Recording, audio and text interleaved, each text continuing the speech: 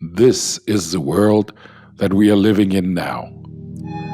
How can we change it? Is this the world that we want to leave behind? Can hydrogen be the solution? Finding the technology for newer and greener energy sources is nothing that's going to happen in the future. It's something that is already here. So what we need to do now is put together all the puzzle pieces that we have to form a complete picture, not only for us here, but for the entire world.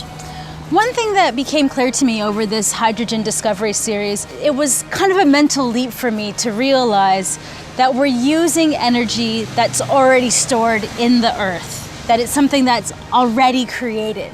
And now we've had to make the move to creating that stored energy. Exactly, but we have put the infrastructure in place with the solar farms and the wind farms and everything. So what we have to do now is to add on to this infrastructure with hydrogen. With hydrogen. Think of the offshore wind parks in Germany. These are huge wind turbines and they operate maybe 1 or 2 miles offshore. Not all of them are actually connected to the grid currently. So they're running, producing electricity, and nobody's using it. The idea would be in those locations to actually install electrolyzers to turn that fairly cheap renewable electricity into hydrogen. The resources we have today are not being used to their full potential. Hydrogen can step in here and it can focus on those parts of society that need large amounts of power.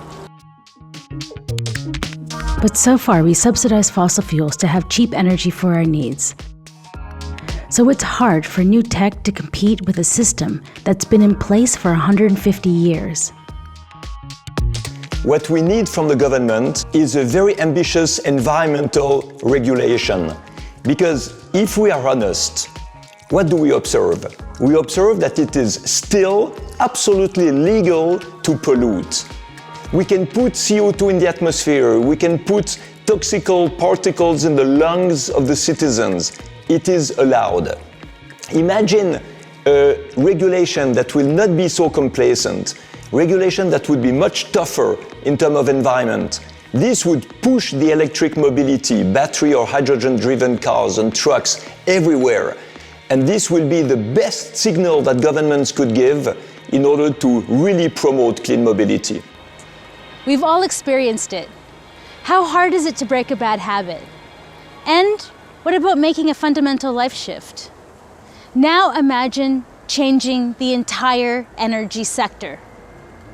We're not just talking about a little change here or there, but a massive shift in the way that we produce and consume energy. In medieval time, they said we need to think 7 generations in advance. So everything we politically decide, every step we take will have long-during consequences. This is the case for hydrogen. As we have, unfortunately, not electrified the world in the 20s of the last century. We knew about hydrogen already, but oil, gas were cheaper. We failed to do something for our next generations. I believe that hydrogen will play an important role in our future energy system, both in Germany but also worldwide. If we want to do the energy shift, we have excess energy which is extremely cheap, produced from renewable energies in certain times of the year. But it does not help to load electrical car in the winter time or in the night time. So we need to shift it. We need a solution for this task. And again, this is hydrogen. Creating a hydrogen society is all about fostering an ecosystem of renewables. And in order to do this, we need governments to change and act and focus on renewable energies. Germany and EU already announced that they will go for hydrogen society.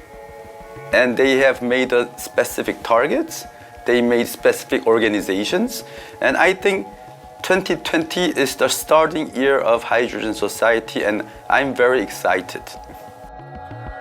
And our strategy is to create an entire emission-free ecosystem. We want to connect the dots and offer integrated eco-mobility solutions in almost all areas, not just mobility, also for maritime applications, energy storage, hydrogen generation, and so on. Hydrogen has the potential to work in many areas. It's a misconception to think that hydrogen is only for cars. We will need hydrogen for sectors that are now heavily dependent on fossil fuels, like ships, trains, and airplanes. We will also need to shift power-hungry industries like steel and cement away from coal and nuclear power, so we can really achieve a green society. But having access to green energy is also important for our everyday life. From the first day, I was working with renewable energies and highly motivated to deliver energy to the people because, in my understanding, it is the fundament of democratic society and of wealth. But I also had always a desire to enable the people to take their own choice and to have an influence on their everyday life. I think what Mr. Abul-Ella is saying here is extremely important because it's not only about the whole society, it's about you and me and how we are consuming energy. I think producing green hydrogen is the future. I think in several years, if we can show successfully that this model can work, it will be a game changer. The people, they will use this hydrogen system, and I think it's also for the environment, also for the economic, it will be a game changer. Don, we've learned so much. And I think my biggest takeaway is that a carbon emission future isn't in the future. It's a possibility that's here today, right now. Exactly, and cars are only the beginning. We have buses, trucks, planes, ships coming, and they will create a holistic infrastructure with green and renewable energies. I'm Nicole Scott, and this is Don Dahlmann. And even though we have to say goodbye for now, we don't want to stop our journey here.